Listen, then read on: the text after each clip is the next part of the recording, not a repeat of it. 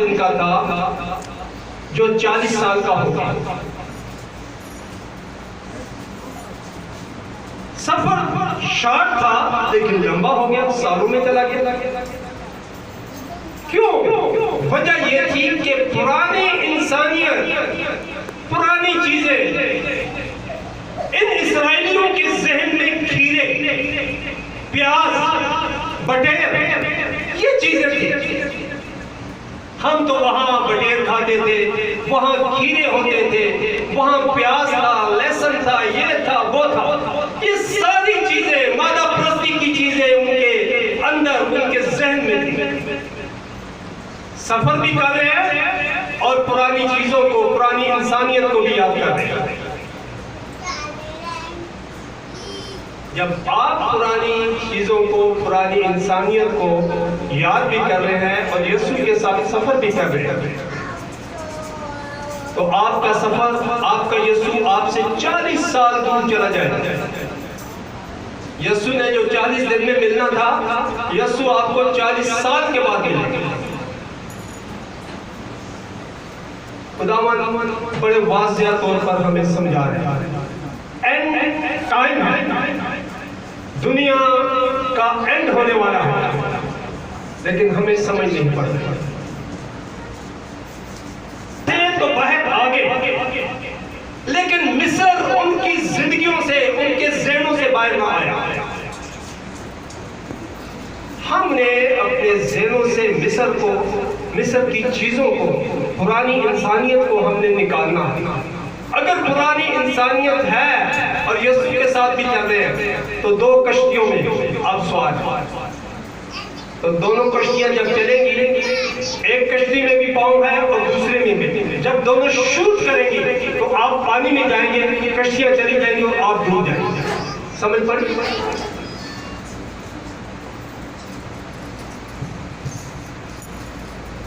खुदा ने इस्राएलियों से कहा था कि जिस मुल्क से तुम निकले हो उसके बारे में सोचना भी नहीं और ना जाना है।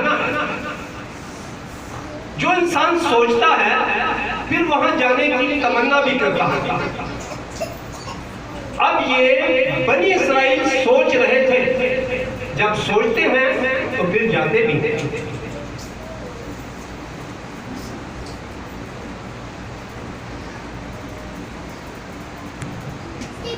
चाहते हैं कि हम पुरानी इंसानियत से वाबस्ता और पैवस्ता रहे,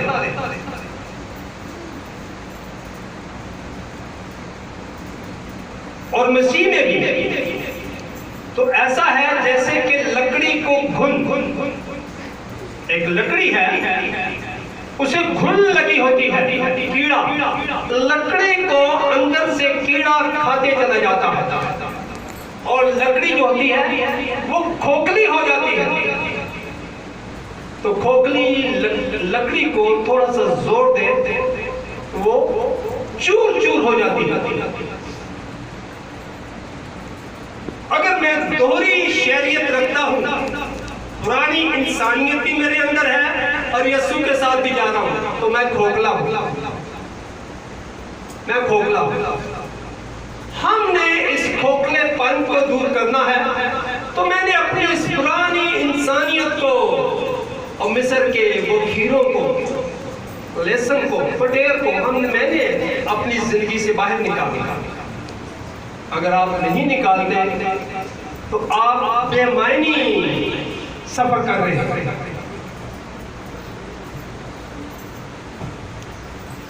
एक खादम ने विजिट कर रहा था, एक खादम, तो वो गया तो चंद बच्चे सिगरेट पी रहे थे। खादम उन सिगरेट पीने वाले बच्चों के दरमियान चला गया। उसने कहा, यार ये नशा करना, ये सिगरेट पीनी अच्छी बात है। अब वो बच्चे क्या कहते हैं कि पास्टर साहब हम आहिस्ता आहिस्ता छोड़ देंगे, और ये नशा जो है ये आहिस्ता आहिस्ता नहीं छोड़ा जाता। पास्टर ने कहा कि एक गर्म तवा है, बताते हैं, एक गर्म तवा है, अगर अचानक आपका हाथ उस तवे पर आ जाए तो आप क्या कहेंगे कि मैं आहिस्ता आहिस्ता इस गर्म तवे से हाथ उठा लूंगा या हटा लूंगा? ऐसा है अरूज, ऐसा है बेटा? आप तो फौरन उठाएंगे कि ओह ये क्या हो गया। नशा जो है वो गर्म तवे से भी खतरनाक है। आपने फौरी तौर पर इस नशे को छोड़ना है, इस नशे की लानत को छोड़ना, वरना ये घुन की तरह आपके जिस्म को खोखला कर देगा, ना आप यसु के ना किसी और के।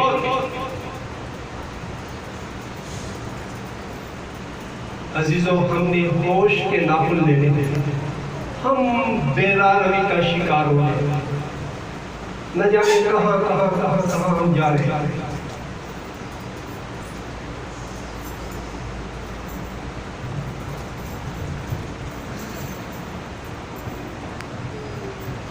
खुदा को दो रंगी जिंदगी पसंद है। पुरानी इंसानियत को भी आप रखे हुए हैं और यीशु के साथ भी है। अब जो बपतिस्मा ले लेते हैं और चोरी छुपे नशा भी करते हैं, और जब यहाँ चर्च में पाक इशा होती है तो जो सही बच्चे होते हैं वो बड़ी संजीदगी के साथ झुके होते हैं, दिल में दुआ कर देते हैं, और जो थोड़ा बहुत सूटा लगाता है वो कहते हैं खुदा मन यीशु मैं तेरा शुक्र करता, तूने मेरी खातिर अपनी जान सलीब पर बलिदान की, और तू ये तेरा ये रोटी नहीं ये तेरा बदन है, आज मैं तेरे बदन को लूंगा, ये शीरा नहीं ये तेरे खून के मुशाविया है, मैं तेरे खून को लूंगा। बड़ा इल्जाम, बड़ी बातचीत, पादरी भी खुश हो जाता है, कहते हैं यार ये बंदा तो कुछ ठीक हो गया। लेकिन एक हफ्ते के बाद जब सालगिरह होती है, यही बंदा जो यहाँ पाक इशा में बड़े बड़े अलकाब कहता है, वहां जाकर पैक पीता है, शराब नोशी करता है। चर्च में पाक इशा और सालगिरह में शराब नोशी, ये दो रंगी जिंदगी। हम कब तक डामाडोल रहेंगे? हम कब सुधरेंगे? यीशु आने वाला है, एंड टाइम है।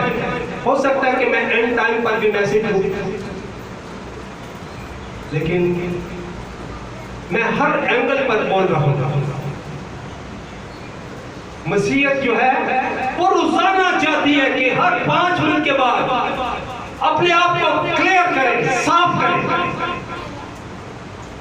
हम क्लियर नहीं करते, हम साफ नहीं करते।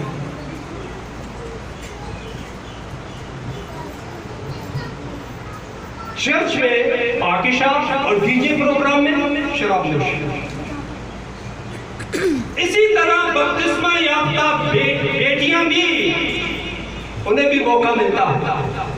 जब सालगिरह होती है तो ये बेटियां आम बेटियों से ज्यादा झूमती हैं, रक्स करती हैं, फिल्मी गीत गाती हैं, खुदा के पाक रूह को रंजीदा करती हैं। और हमें ये गिले मिलते रहते हैं कि पास्टर साहब ये आपकी कलीसिया की ये बेटी है, ऐसा है, ये आपकी कलीसिया का बेटा है, ये ऐसा है। हम सुनते हैं, लेकिन मैं इन चीजों पर इतनी तवज्जो नहीं देता। लेकिन रात को मैं इस पर सोच रहा था कि मैंने कलीसिया को आगाह करना है। भाई सालगिरह में आप दुआ करें, सालगिरह मनाएं, जो गिफ्ट देना दे। अब झूमती क्यों है? अब फिल्मी गीत क्यों गाती है? ये सच अफसोस है, इंतहाई अफसोस की बात है।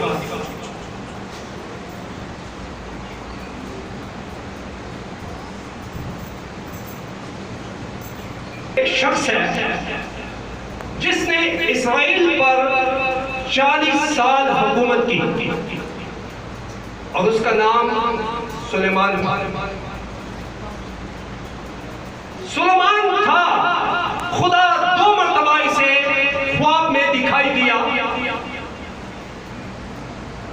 और खुदा ने इससे कलाम भी किया। खुदा ने इसका नाम यदीदिया रखा था। सुलेमान का असल नाम यदीदिया है। यदीदिया का मतलब है खुदा का प्यारा। लेकिन बाद में इनके माँ बाप ने इसका नाम सुलेमान रखा, लेकिन खुदा की तरफ से इसका नाम यदीदिया था, खुदा का प्यारा। अब ये भी 2 रंगी जिंदगी बसर कर रहा था। खुदा ने इसे हिकमत से, इदराक से, फहम से, हर एक चीज से, दौलत से, इज्जत से नवाजा था, लेकिन इसकी जिंदगी में दोहरापन था, 2 रंगी थी। पुरानी इंसानियत इसके अंदर भी थी।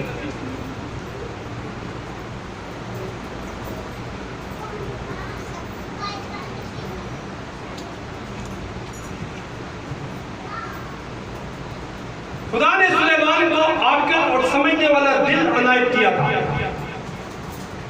इसके बावजूद ये 2 रंगी जिंदगी बसर कर रहा था। खुदा ने बनी इस्राइल से कहा था कि जब तुम मौदा सरजमीन में कदम रखो तो मिस्र का ख्याल आप लोगों ने अपने जहन से, दिल से निकाल फेंकना। ना मिस्र में जाना है और ना मिस्र के घोड़े खरीदने हैं। खुदा दिलों और गुर्दों को जानता है। अब सुलेमान के दिल में मिस्र के घोड़े थे और मिस्री घोड़े जो हैं ये दुनिया भर में मशहूर हैं। अगर बेहतरीन घोड़ा आपने देखना है तो वो मिस्र का है। सुलेमान के ज़हन में था कि मैं मिस्र के घोड़ों को लूंगा, बल्कि खरीदता था। इस्तिस्ना 17वां उसकी 16वीं आयत। इस्तिस्ना 17वां उसकी 16वीं आयत। बहुत घोड़े न बढ़ाए और ना लोगों को मिस्र में भेजे, ताकि उसके पास बहुत से घोड़े हो जाएं। हाँ, इसलिए कि खुदावंद ने तुमसे कहा है कि तुम उस राह से फिर कभी उधर ना लौटना। हाँ जी, आगे बढ़ो। और वो बहुत सी बीवियां भी ना रखे। हाँ, और सुलेमान की सबसे ज्यादा बीवियां थी। ताना हो कि उसका दिल फिर जाए और वो अपने लिए सोना चांदी जहीरा करे। हाँ, अभी सुलेमान तो पैदा भी नहीं हुआ। इस इस्ना में पेशन गोई हो रही है। ठीक है बेटा, बैठे बैठे। अब कोई और बेटी निकाले, शाजिया तुम निकाल बेटा, या कोई और बेटी निकाले। पहला सलातीन 10 बाब उसकी 28वीं आयत के पास थे, वो मिस्र से मंगवाए गए थे। इस्तिस्ना में मना किया जा रहा है। हाँ जी, बादशाह के सौदागर एक झुंड की कीमत लगा। हाँ, एक घोड़ा नहीं बल्कि झुंड के झुंड होते। 50 घोड़े आ गए, 50 घोड़ों का झुंड होता था। सुलेमान पैसे दे के खरीद लेता था। उसे पता था कि ये तेज रफ्तार है, बहुत तेज दौड़ने वाले घोड़े हैं, इनकी तरह घोड़े हो नहीं सकते। हाँ जी बेटा, थोड़ा और पढ़ो। झुंड की कीमत लगाकर उनके झुंड के झुंड दिए करता था। झुंड के झुंड खरीद लिया करता था। बस बेटा। इसी तरह इन घोड़ों की वजह से सुलेमान के मरासिम जो थे वो बढ़ते चले गए। जब मरासिम बढ़े तो फराउन की बेटी से इसने शादी कर दी। सुलेमान ने फराउन की बेटी से शादी कर दी और जब शादी की तो फराउन की बेटी जो थी वो बुतप्रस्त थी। तो इसने सुलेमान से कहा कि पहाड़ों पर, ऊंचे मकामों पर खुदा के पाक रूह को रंजीदा किया और ऊंचे मकाम बना। 2 रंगी जिंदगी में आ गया अपनी बीवी की वजह से। जैसे इस्बल ने किसको गुमराह किया? अपने शोहर अखिया को। इसी तरह इस बेटी ने, फराउन की बेटी ने अपने शोहर सुलेमान को गुमराह कर। और कुछ हाथ ना आया, मगर तेरे कहने से जाल डालता हूँ। ये किया और वो मछलियों का बड़ा बॉल घेर लाए और उनके जाल फटने लगे और उन सही चीज जो है ये मैंने यहाँ ढूंढी है। खुदावंद यीशु बैठ। पतरस सारी रात मछलियां पकड़ता रहा, एक मछली भी उसके हाथ न आई। और जब यीशु किनारे पर आया, उसकी कश्ती में बैठा, तो यीशु ने कहा कि अब जाल डाल। जो ही उसने जाल डाला तो जाल में इतनी मछलियां आ गई कि पतरस ने अपने शरीकों को आवाजें दी कि भाई आओ, मेरी मदद करो, जाल में बहुत ज्यादा मछलियां हैं, मेरी कश्ती भी भर जाएगी और आप लोगों की भी भर जाएगी। जब वो शरीक आए तो उन्होंने कश्तियां भरी, तो पतरस ने कहा यीशु मुझसे दूर हो जा, मैं गुनहगार हूं। लेकिन उसने खुदा की आवाज को सुन लिया। आदमगिरी का लफ्ज जो था उसने सुना, एक कान से सुना, दूसरे कान से निकाल दिया। अब होता क्या है? खुदावंद यीशु ने तो कहा कि मैं तुझे आदमगीर बनाऊंगा, अब से तू मछलियों का नहीं बल्कि आदमियों का शिकार करेगा। सुन तो इसने लिया लेकिन अमल नहीं किया। पुरानी चीजें इसने भी अपने अंदर रखी और खुदा के साथ भी चलता रहा और पुरानी चीजों के साथ भी चलता रहा।